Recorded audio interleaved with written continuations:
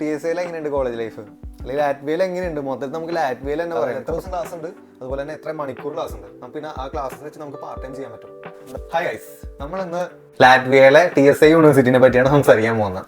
അപ്പോൾ കുറേ പേര് ക്വസ്റ്റ്യൻസ് ഒക്കെ ചോദിച്ചിട്ടുണ്ടായിരുന്നു, TSAയിൽ എങ്ങനെയാണ് ക്ലാസ്സസ്, ഹവേഴ്സ്, അത് അവിടെ പഠിക്കുന്നത് ഈസിയാണോ അങ്ങനെയൊക്കെ. അപ്പോൾ അതിനുള്ള ഉത്തരങ്ങളൊക്കെയാണ് നമ്മൾ ഈ വീഡിയോയിൽ പറയാൻ പോകുന്നത്.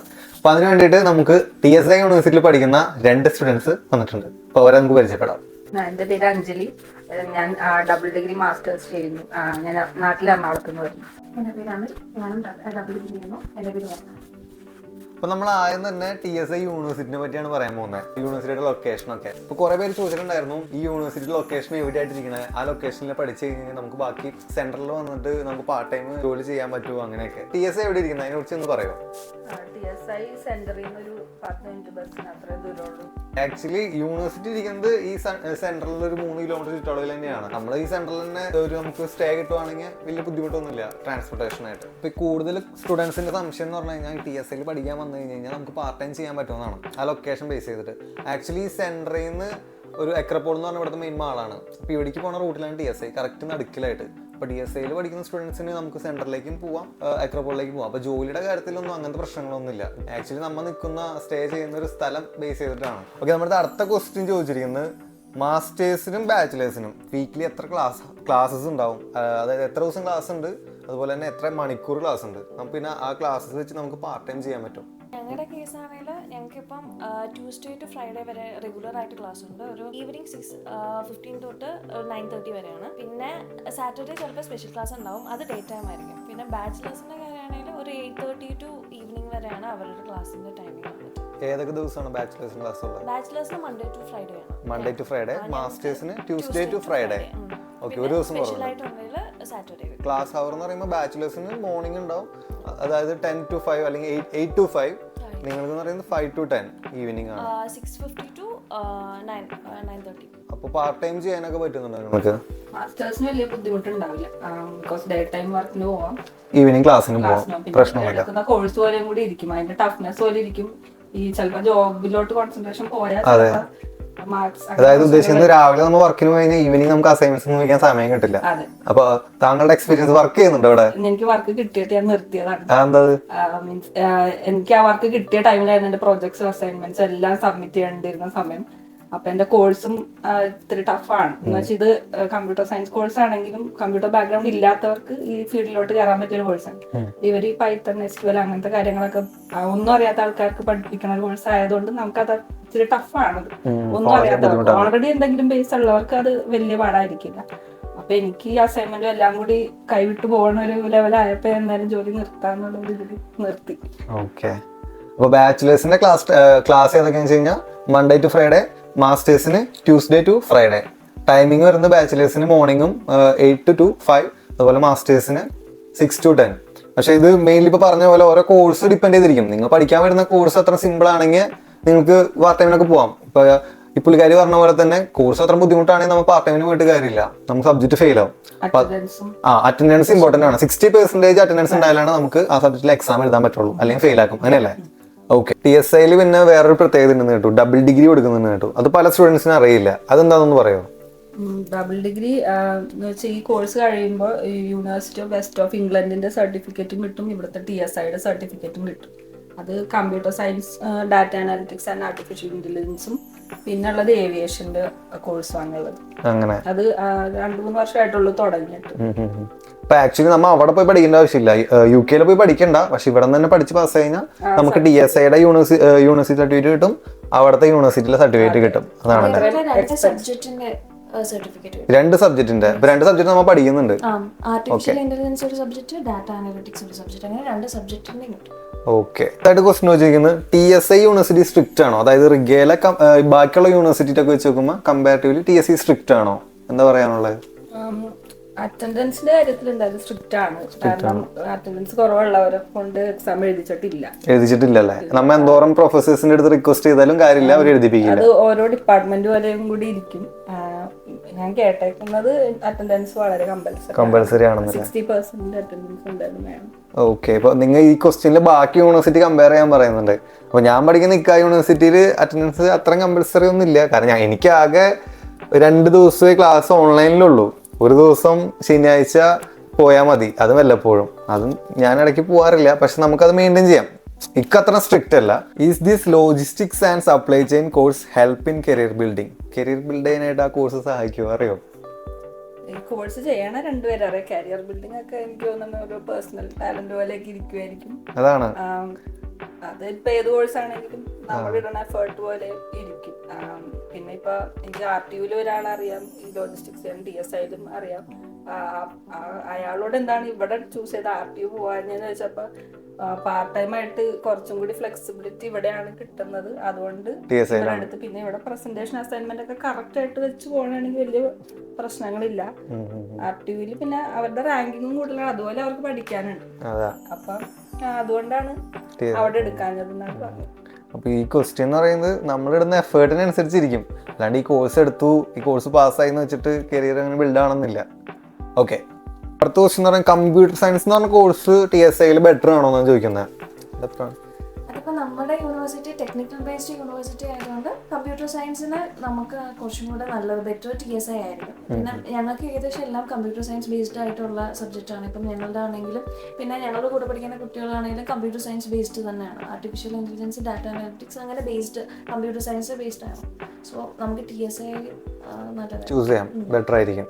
അടുത്ത ക്വസ്റ്റ്യൻ എന്ന് പറയുന്നത് could I credit transfer from RTU to TSI?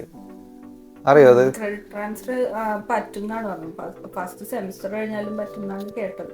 അതെല്ലേ, യൂണിവേഴ്സിറ്റി ആയിട്ട് തന്നെ നമുക്ക് ഡയറക്റ്റ് ആയിട്ട് കോൺടാക്ട് ചെയ്യാം. എനിക്കറിയുന്ന കാര്യം, നമുക്ക് ചിലർ പറയുന്നുണ്ട് ഒരു ഇയർ കംപ്ലീറ്റ് ചെയ്യണം, ചിലർ ഒരു സെം കംപ്ലീറ്റ് ചെയ്യണം. അതായത് ഇപ്പോൾ RTUവിൽ നിങ്ങൾ ജോയിൻ ചെയ്യുവാണെങ്കിൽ ആ ഫസ്റ്റ് സെമ്മിലും ഫുൾ സബ്ജക്റ്റും കംപ്ലീറ്റ് ചെയ്യണം, പാസ്സാവണം. അപ്പോൾ നിങ്ങൾക്ക് ക്രെഡിറ്റ് ട്രാൻസ്ഫർ ചെയ്യാം. അതുപോലെ നമുക്ക് ലാറ്റ്വിയയിൽ 2 പ്രാവശ്യം യൂണിവേഴ്സിറ്റി അങ്ങനെ ട്രാൻസ്ഫർ ചെയ്യാം, അങ്ങനെയാണ് കേട്ടിട്ടുള്ളത്. 2 പ്രാവശ്യം. ഇത് എത്രത്തോളം ഉറപ്പാണെന്ന് അറിയില്ല, അങ്ങനെയാണ് കേട്ടിട്ടുള്ളത്. അടുത്ത question, how is your college life? TSIയിൽ എങ്ങനെയുണ്ട് കോളേജ് ലൈഫ്? അല്ലെങ്കിൽ ലാറ്റ്വിയയിൽ എങ്ങനെയുണ്ട്? മൊത്തത്തിൽ നമുക്ക് ലാറ്റ്വിയയിൽ തന്നെ പറയാം, കോളേജ് ലൈഫ് എങ്ങനെയുണ്ട് പറ. ഞാൻ ബാച്ചിലേഴ്സ് ചെയ്തത് നാട്ടില് BTech ആയിരുന്നു, കുറച്ച് സ്ട്രിക്റ്റ് ആയിരുന്നു. പിന്നെ നാട്ടിലായതുകൊണ്ട് അതിൻ്റെതായ ഒരു ബുദ്ധിമുട്ടൊക്കെ ഉണ്ടായിരുന്നു. ഇവിടെ എനിക്ക് കുറച്ചും കൂടെ ഫ്രീ ആയിട്ട് തോന്നുന്നു. പിന്നെ പ്രാക്ടിക്കൽ ബേസ്ഡ് ആയതുകൊണ്ട് നമ്മൾ കുറേ ഈ തിയറീസ് ഒക്കെ പഠിക്കേണ്ട കാര്യമൊന്നുമില്ല. പിന്നെ കുറച്ചും കൂടെ നമുക്ക് സബ്ജക്റ്റിൻ്റെ അടുത്ത് കുറച്ചും കൂടെ ഇൻട്രസ്റ്റ് തോന്നും പ്രാക്ടിക്കൽ ആയതുകൊണ്ട്. പിന്നെ എനിക്ക് ഇവിടെ കോളേജ് ലൈഫ് ഇഷ്ടപ്പെട്ടു. ഇവിടെ പ്രശ്നമൊന്നുമില്ല. പിന്നെ നാട്ടിലെ പോലെ അല്ല. പിന്നെ സ്റ്റുഡൻസ് കാണുമ്പോൾ പുറത്തേക്ക് പോകുന്നു, ആ ഒരു ആവേശത്തിൽ ചാടിക്കയറി വന്നിട്ട് ചിലപ്പോൾ ഇവിടുത്തെ ഇപ്പൊ എന്താ പഠിക്കാൻ ബുദ്ധിമുട്ട് ഉണ്ടാവുന്ന ഇപ്പൊ ഇവിടുത്തെ വെതർ. നമ്മുടെ നാട്ടിൽ അറ്റ്ലീസ്റ്റ് വെയിൽ 2-3 ദിവസം കൂടുമ്പോൾ മഴയാണെങ്കിലും ഇടയ്ക്കൊരു വെയിൽ വരും. ഇവിടെ കുറെ മാസങ്ങളോളം വെയിലില്ല. അപ്പൊ അതൊക്കെ ശരിക്കും മൂഡിനെ എഫക്ട് ചെയ്യും. പിന്നെ നമ്മൾ അതിന്റെ ഇടയിൽ കൂടി പാർട്ട് ടൈം ചെയ്യണം, പഠിക്കണം, എല്ലാം കൂടി മാനേജ് ചെയ്യാൻ ഇച്ചിരി ബുദ്ധിമുട്ടായിരിക്കും. എന്തായാലും ഇതിൽ കൂടി കടന്നു പോകേണ്ടതാണ്. ഓക്കെ, ആക്ച്വലി എനിക്ക് ഈ ക്വസ്റ്റ്യൻ മനസ്സിലായത് കോളേജ് ലൈഫ് നാട്ടിലെ ഒട്ടും എക്സ്പെക്ട് ചെയ്തിട്ട് ഇവിടെ വന്നിട്ട് കാര്യമില്ല. ഞാനും കോളേജിൽ പഠിച്ചതാണ്. നമുക്ക് അവിടുത്തെ ഒരു വൈബും ഓണം സെലിബ്രേഷൻ ഫുള്ള് എൻജോയ്മെന്റ്സ് ഉണ്ടാവല്ലോ. പഠിപ്പ് സൈഡിൽ കൂടെ പോകുന്നുണ്ടെങ്കിലും ഇതിൽ 2 കാര്യമുണ്ട്. ഒന്നാമത് പഠിപ്പിന്റെ കാര്യം പറയാം. നമുക്ക് പഠിക്കാൻ കമ്പാരിറ്റീവ്ലി ഇവിടെ ഭയങ്കര ഈസിയാണ്, ഒന്നാമത്തെ കാര്യം അല്ലേ. നമ്മൾ നാട്ടിലൊന്നും എഫേർട്ട് ഒന്നും ഇടേണ്ട ആവശ്യമില്ല, പകുതി എഫേർട്ട് ഇട്ടാൽ മതി. പക്ഷെ college life vibe, sports, arts അതൊന്നും ഇവിടെ ഇല്ല. നമ്മൾക്ക് പോവാ, പഠിക്കുക, വരാ. ഇവിടെ ഒരു വലിയ ഒരു ഗ്രൗണ്ട് പോലും ഞാനുള്ള യൂണിവേഴ്സിറ്റി കണ്ടല്ലോ. നിങ്ങളുടെ യൂണിവേഴ്സിറ്റിയിൽ ഗ്രൗണ്ട് ഉണ്ടോ? ഞങ്ങൾക്ക് വോളിബോൾ കളിക്കാനുള്ള സ്പേസ് ഉണ്ട്. അല്ലാണ്ട് ഞാൻ കണ്ടിട്ടില്ല. അപ്പോൾ അങ്ങനെയാണ് കോളേജ് ലൈഫ് ഒന്നും എക്സ്പെക്ട് ചെയ്യണ്ട. ഞാനും ഒരു സജഷൻ പറയുകയാണെങ്കിൽ +2 കഴിയുന്നവരുണ്ടെങ്കിൽ നമ്മുടെ കോളേജ് ലൈഫ് നാട്ടിൽ എൻജോയ് ചെയ്തിട്ട് മാസ്റ്റേഴ്സ് എടുക്കാൻ വേണ്ടി വരാം. അതല്ലേ ബെറ്റർ? സെറ്റ് ആവാൻ കുറച്ചും കൂടി മെച്ചോർഡ് ആണെങ്കിൽ അത്ര പ്രശ്നം ഉണ്ടാവില്ല. പക്ഷെ അത് ഈ സ്കൂളും കഴിഞ്ഞ് നേരെ ഇങ്ങോട്ട് പോരുമ്പോ ആ ഒരു ഡിഫിക്കൽട്ടി ആയിരിക്കും കുറച്ച് നാളെങ്കിലും. എപ്പോഴും ബെറ്റർ ഒരു ഡിഗ്രി നാട്ടിൽ നിന്ന് എടുത്തിട്ട് വരാം. അതാകുമ്പോൾ ലൈഫിൽ ഒരു കോളേജ് ലൈഫ് നമുക്ക് നാട്ടിൽ എക്സ്പീരിയൻസ് ചെയ്യാം. ഇവിടെ കോളേജ് ലൈഫ് ഒന്നും എക്സ്പെക്ട് ചെയ്യേണ്ട ആവശ്യമില്ല. എൻ്റെ ഒരു അഭിപ്രായമാണ്, പലർക്കും പല അഭിപ്രായം ഉണ്ടാവുമല്ലോ. എൻ്റെ അഭിപ്രായത്തിൽ ഡിഗ്രി എടുക്കുക, ഇവിടെ വരാം. അപ്പോൾ നമുക്ക് നാട്ടിൽ എൻജോയ് ചെയ്യാം. ഇവിടെ വന്നു കഴിഞ്ഞാൽ നെക്സ്റ്റ് ക്വസ്റ്റ്യൻ, ഹോസ്റ്റൽ റെന്റ്. TSIക്ക് ഹോസ്റ്റൽ ഉണ്ടോ? TSIയുടെ തൊട്ടടുത്ത് തന്നെ ഒരു സ്റ്റുഡന്റ് ഹോട്ടലിനാണ് പറയുന്നത്, ഡക്ക് റിപ്പബ്ലിക് എന്ന് പറഞ്ഞൊരു ഇതുണ്ട്. അത് യൂണിവേഴ്സിറ്റിയിൽ കോണ്ടാക്ട് ചെയ്ത് അവർ തന്നെ അത് പിന്നെ അത് കുറച്ച് കഴിയുമ്പോൾ ഫില്ലാവും. ഒന്നില്ലെങ്കിൽ 1-2 മാസത്തേക്ക് അവിടെ നിന്നിട്ട് വേറൊരു അപ്പാർട്ട്മെന്റ് മാറി നോക്കണേ. അവിടെ എത്ര റെന്റ് വരുന്നത് ഇൻക്ലൂഡിംഗ് യൂട്ടിലിറ്റി ഒക്കെ? അവരുടെ ഒരു വെബ്സൈറ്റ് ഉണ്ട്, അത് ഗൂഗിളിൽ അടിച്ചാൽ ഡയറക്റ്റ് നോക്കാൻ പറ്റും. നിങ്ങൾ എവിടെയാണ് നിൽക്കുന്നത്? ഹോസ്റ്റലിലല്ലോ? എത്ര വരുന്ന റെന്റ് ഒക്കെ? എനിക്ക് എനിക്ക് ഒരു 190 വരുന്നുണ്ട് ഇൻക്ലൂഡ് യൂട്ടിലിറ്റി. 190 180 ഒക്കെയാണ് വരുന്നത്. ഓക്കെ, TSIക്ക് അപ്പോൾ ഒഫീഷ്യലി ഹോസ്റ്റൽ ഉണ്ടോന്ന് അറിയില്ല. എനിക്ക് തോന്നുന്നു RTUവിന് ഉണ്ട്. ഇല്ല, TSIക്ക് ഇല്ലല്ലോ ഒഫീഷ്യലി. TSI എന്ന് പറഞ്ഞാൽ അവർക്കൊരു ഹോസ്റ്റലില്ല. ഇവിടെ എല്ലാവരും TSIയിൽ വരുന്ന സ്റ്റുഡൻസ് ഒക്കെ സെപ്പറേറ്റ് അപ്പാർട്ട്മെന്റ്സ് എടുത്തൊക്കെയാണ് നിൽക്കുന്നത്. എന്താ ബെസ്റ്റ് കോഴ്സ് എന്താ TSIയിൽ തന്നെ ബെസ്റ്റ് കോഴ്സ്? കിടിലൻ ക്വസ്റ്റ്യൻസ് ആണല്ലോ. അറിയപ്പെടുന്നത് തന്നെ ടെക്നിക്കൽ യൂണിവേഴ്സിറ്റി ആണ്. അപ്പൊ അതുപോലെ തന്നെ ഏവിയേഷൻ, ഫസ്റ്റ് TSI അറിയപ്പെട്ടിരുന്നത് ഏവിയേഷന്റെ പേരിലല്ലേ? യൂണിവേഴ്സിറ്റി ഏവിയേഷൻ ആയിരുന്നു മെയിൻ ആയിട്ട്. പിന്നെ ഇവർക്ക് ഇപ്പൊ ഒരുപാട് ലാബ്സ് ഉണ്ട്. എഞ്ചിനീയറിംഗ് ഒക്കെ ഇമ്പോർട്ടൻസ് കൊടുക്കും കൂടുതൽ. ഞങ്ങളുടെ ക്ലാസ്സിൽ തന്നെ കൂടുതൽ ലാറ്റ്വിയൻസ് ആണ്. അവര് ഇവിടുത്തെ സർട്ടിഫിക്കറ്റ് വാല്യൂ ഉണ്ടെന്ന് പറഞ്ഞാൽ ഇവിടെ തന്നെ വന്ന് ചേർന്നു. ഞങ്ങളുടെ ക്ലാസ്സിൽ ആകെ ഞങ്ങൾ 3 ഇന്ത്യൻസ് ഉള്ളൂ. കൂടുതൽ ലാറ്റ്വിയൻസ് ആണ്. ലാറ്റ്വിയൻസ്, ഒരു അസർബൈജാൻ. അങ്ങനെയാണല്ലേ? ഓ, ഇന്ത്യൻസ് കുറവാണല്ലേ TSIയില്?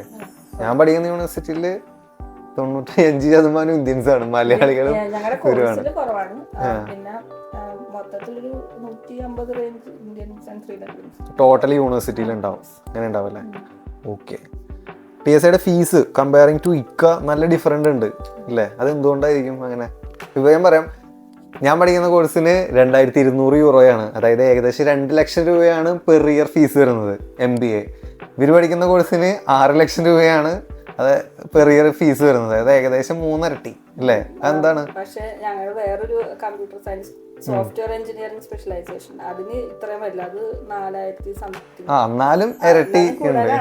പക്ഷെ ഞാൻ നോക്കിയിട്ട് ഞാൻ ഈ യൂണിവേഴ്സിറ്റി ചൂസ് ചെയ്യണതിന് കുറെ എന്റെ ഭാഗത്തുനിന്ന് കുറച്ച് റിസർച്ച് നടത്തി.